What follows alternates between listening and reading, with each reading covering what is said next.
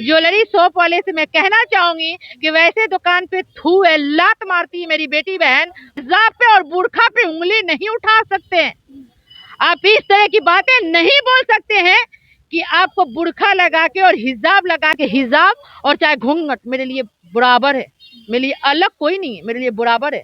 आप आंख भी उठा के मत देखिए। मेरे इस्लाम में है हिजाब लगाना, कौन प्रतिबंध लगाएगा? किसकी कह रहे हैं कि सुरक्षा के मद्देनजर रखते हुए जो है ये किया गया है। अब भी इससे पहले कहाँ थे जो देखिए, ज्वेलरी शॉप्स में हिजाब और नकाब पर प्रतिबंध लगाने को लेकर के जो है सवाल मच गया है। जहां एक धड़ इसके जो है इसे सही कह रहा है, तो दूसरा धड़ ये कह रहा है कि कहीं ना कहीं जो मुस्लिम महिलाएं हैं उनकी भावना आहत हुई।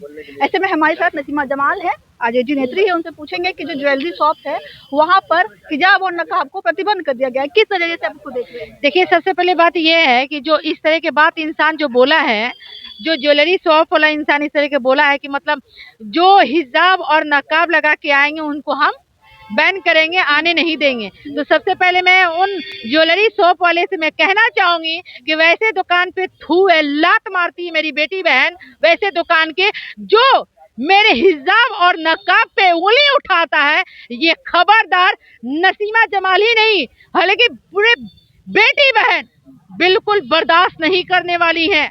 हिजाब और नकाब पे आप इस तरह के आप उंगली नहीं उठा सकते। मेरे इस्लाम में है बुर्खा लगाना, मेरे इस्लाम में है हिजाब लगाना, कौन प्रतिबंध लगाएगा?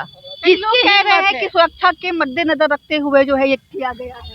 अब भी इससे पहले कहाँ थे जो इस तरह के ज्वेलर शॉप वाला बोल रहा है? इससे साफ पता चल रहा कि वो बीजेपी माइंडेड है, वो आरएसएस माइंडेड वाला है। बिल्कुल हकीकत बात है। इस तरह की बात हिजाब पे कौन बोलता है? बीजेपी वाले। बुर्खा पे कौन बोलता है? बीजेपी वाला। कौन बोलता है? आरएसएस वाला। तो ये माइंडेड कौन है? होंगे बीजेपी वाले माइंडेड, होंगे आरएसएस वाले माइंडेड। और खबरदार, ये नसीमा जमाल कह रही है, आप हिजाब पे और बुर्खा पे उंगली नहीं उठा सकते हैं। आप इस तरह की बातें नहीं बोल सकते हैं कि आपको बुर्खा लगा के और हिजाब लगा के दुकान में हम नहीं आने देंगे। वैसे दुकान पे नसीमा जमाल लात मारती है, वैसे दुकान पे थू है, लालच है। वैसे जो आपको क्या ऐसा क्या सोच करके ये फैसला अभी लिया गया है? इससे पहले ये फैसला क्यों नहीं लिया गया? एक बात आपको बताते हैं, ये सारे मुद्दों को दबाने के लिए एक नया मतलब रचयिता रचा गया है, सारे मुद्दों को दबाने के लिए। एक बात बताइए, इससे पहले क्यों नहीं ऐसा बयान आ रहा था? इससे पहले आप सुनी थी? नहीं सुनी थी ना? आप क्यों आ रहा है? इसलिए आ रहा है। मैं उन भाजपाइयों से पूछना चाहूंगी कि जो बिहार के बेटी को गिरिधारी लाल रेट लगा रहा है 20 से 25 हजार, कि बिहार के बेटी को 20 से 25 हजार में खरीद के लाएंगे और फिर यहाँ पे शादी तुम लोग को करवा देंगे। गिरिधारी लाल बोला इस तरह की बात। इस पे अभी तक बीजेपी के कोई नेता एक्शन नहीं लिया। कहाँ चले गए नितिन नवीन?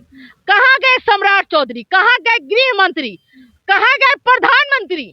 जो कि बिहार की बेटी को रेट लगाया जा रहा है और ये बीजेपी के नेताओं के मुंह में ताला लगा है। ये बीजेपी के यही प्रधानमंत्री नरेंद्र मोदी जी को माँ को गाली दिया जाता है। कौन देता है? बीजेपी के कार्यकर्ता। बीजेपी के कार्यकर्ता देता है। मेरी बात सुनिए, वो बीजेपी के कार्यकर्ता गाली देता है तो उससे बिहार बंद हो जाता है। ठीक है, तो आपका था उस समय बिहार बंद हो जाता है और बिहार के बेटी को रेट लगाया जा रहा है। तो मैं सम्राट चौधरी से पूछना चाहूंगी, इस पे बिहार बंद नहीं होगा क्या?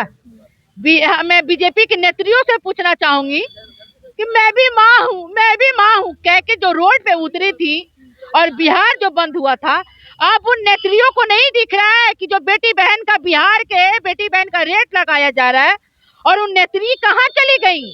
अब नहीं समझ में आ रहा है। कुछ कहने को तैयार।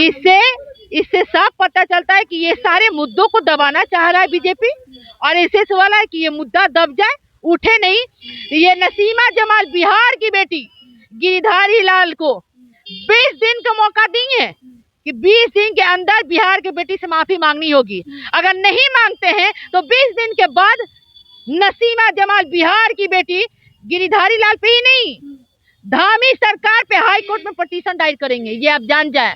और वो गिरधारी लाल को जो पकड़ के मेरे पास लाएगा, मैं उसको 5 लाख के इनाम दूंगी। ये नसीमा जमाल नहीं, बिहार की बेटी नसीमा जमाल कह रही है, मैं अभी नहीं, मैं उसी टाइम से बोल रही हूँ कि गिरधारी लाल को जो पकड़ के लाएगा, ये बिहार की बेटी नसीमा जमाल 5 लाख का इनाम देगी। बिल्कुल, बिहार की बेटी इतनी सस्ती है, आपकी बाप की औकात है बिहार की बेटी को खरीदने के लिए, बिहार की शहरियों को खरीदने के लिए आपकी बाप की औकात है। इससे साफ पता चलता है कि ये मुद्दों को ये लोग दबाना चाह रहे हैं, मुद्दा दबने वाला नहीं है। और ये आप जान जाए कि जो अगर मतलब ज्वेलर्स वाला इस तरह की बातें कर रहा है, जो बैन लगा रहा है हिजाब पे और बुर्खा पे, वैसे दुकान पे थू है, लानत है, वैसे दुकान को लात मारती है बेटी बहन। बिल्कुल रहेगा, आप देखिए ना, हर बार तो होता ही है, महिलाओं के सम्मान में आरजेडी है मैदान में। आरजेडी कभी पीछे हटा है, कभी नहीं होता।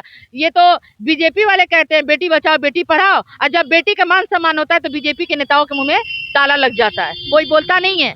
तो मेरे इस्लाम में है नकाब और बुर्खा लगाना, कोई खबरदार कोई उंगली भी ना उठाए हिजाब और बुर्खा पे, खबरदार। कई लोग कह रहे हैं कि क्या दिक्कत है, अगर पहन के ना ही जाया जाए तो क्या दिक्कत है? क्या भावना से जोड़ कर नहीं पूछना चाहिए ना, जो बेटी बहन जो महिलाएं घूंघट में जाती हैं, कहीं भी घूंघट में जाती हैं, उनसे पूछना चाहिए कि घूंघट का मर्यादा क्या है। वही बहन बता देंगी कि हिजाब का भी मर्यादा क्या है। नसीमा जमाल को अगर इस तरह की बातें हैं तो दिखाएं नसीमा जमाल को। इस तरह की जो बात कर रहे हैं, इससे साफ पता चला कि वो बीजेपी वाले इंसान है, बीजेपी और आरएसएस के सारे दुकानदार।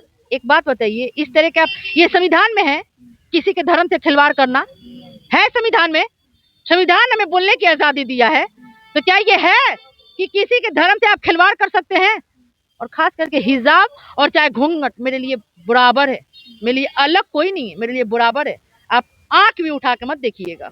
लड़कियां नहीं जाएंगी वहाँ। वैसे दुकान पे थू है, लात मारती है, वैसे दुकान पे मेरी लड़कियों लात मारती हैं, नहीं जाएंगी वैसे दुकान पे। चलिए, साफ साफ नसीमा जमाल कह रही हैं कि वैसे दुकानों पर हम थूकते हैं, थू करते हैं, हम नहीं जाएंगे। और जो भी दुकानदार जो ज्वेलरी शॉप के मालिक है वो बीजेपी और आरएसएस माइंडेड के हैं। बाकी आपको क्या लगता है, आपकी क्या प्रतिक्रिया है, कमेंट के जरिए हमें जरूर बताइएगा। तब तक के लिए बहुत बहुत